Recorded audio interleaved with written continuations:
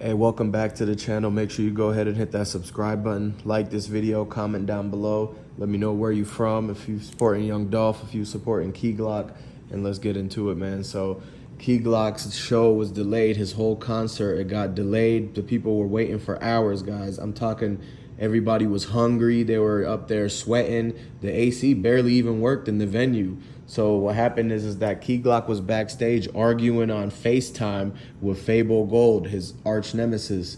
He basically has one main op still in Memphis, his opponent, that's Fable Gold.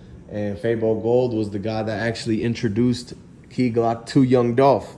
The reason why he even has the record deal he has now and makes the millions and has all of his albums, and the one, especially the one that just hit, I think it was platinum or gold, but it was the one everybody was using on TikTok and everything. So now Key Glock owes a lot to that man, and what happened between them is just a sad situation because ultimately Key Glock ended up backdooring and snaking him and basically sabotaging Fable Gold's entire career and livelihood due to the fact that he basically told Dolph and said some things about Fable Gold that made Dolph want to second guess signing him. And he was basically contemplating whether he should even mess with the guy anymore or not. Like, they were real cool, and Key Glock was a third person coming into the friendship between Young Dolph and Fable Gold. Like, if you guys don't already know, Fable Gold, he basically sounds the same and has that same that same Memphis flow as Dolph. Like, that's the reason why him and Dolph were so like good together on a track when they were working in the studio back in the days, and at least talking about music. They were talking about how, hey, yeah, actually these two would be really good because they have that specific voice they want to hear in Memphis. And that's what really started the whole PRE movement. The reason why Dolph wanted to make a record label was because he knew that the talent in Memphis was such a high demand product.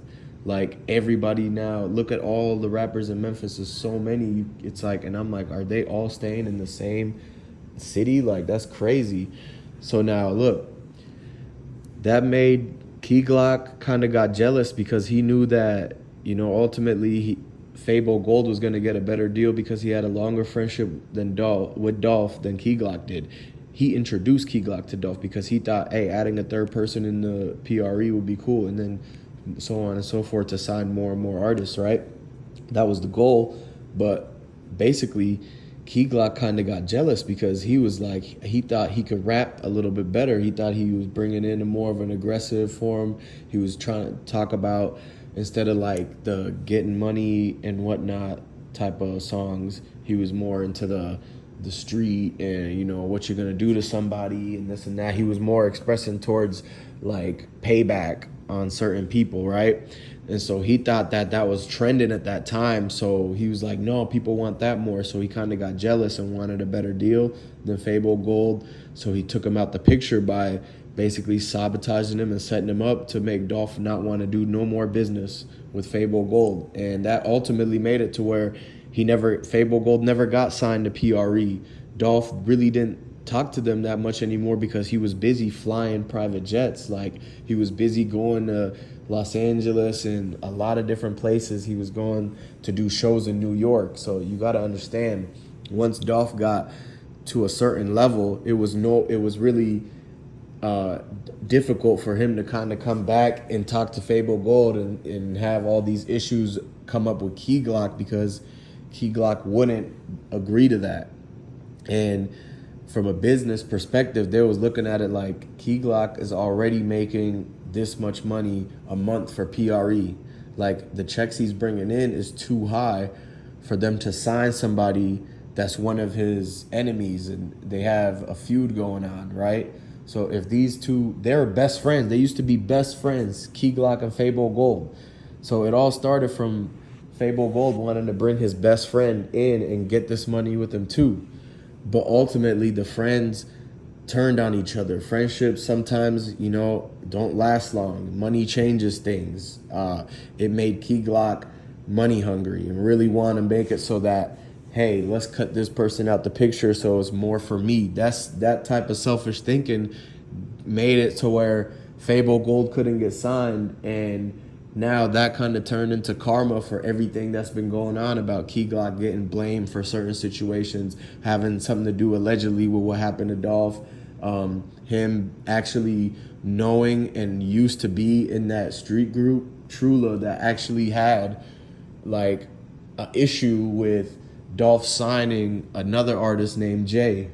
And that because that artist Jay has something to do with a member from Trula who ended up, getting sent up. But basically the family from that thought Young Dolph signing Jay, who ended up hitting up the guy from Trula, who was the leader of that. They thought of that as an act of war, basically. So, all hell broke loose, and what happened is the situation with Dolph and basically everybody being involved, including some of the, that's why they're pointing fingers at Key Glock, because he knew the people that would have had the most issues with Dolph, would have actually wanted to pull something off, because this was all recent within the last year. And so not only that, but the fact that there is also people who had something to gain from Dolph passing. And so it's people who are related to that side why they're pointing fingers at those type of people. And that's including Yo Gotti, Daddy-O, the Makita's shop, the whole cookie store.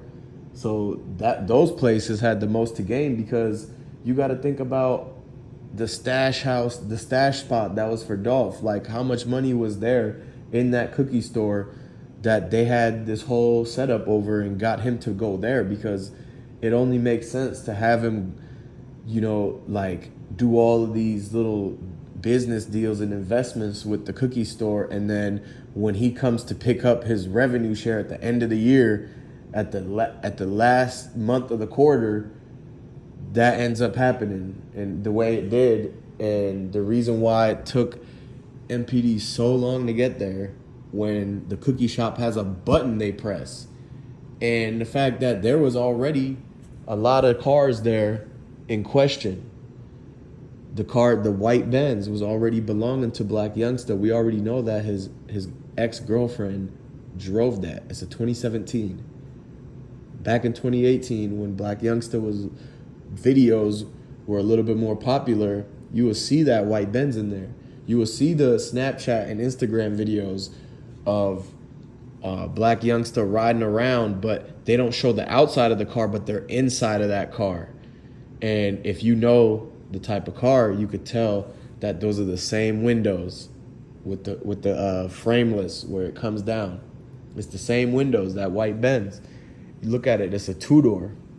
So now, not only that is a connection, but you got the fact that Yo Gotti and Black Youngster and all them actually did a hit on Dolph back in 2017. That's where the whole 100 Shots album and song came from. The whole 100 Shots that they missed because they didn't know that Dolph has so much money that he had a whole bulletproof Mercedes van. He had a whole bulletproof truck.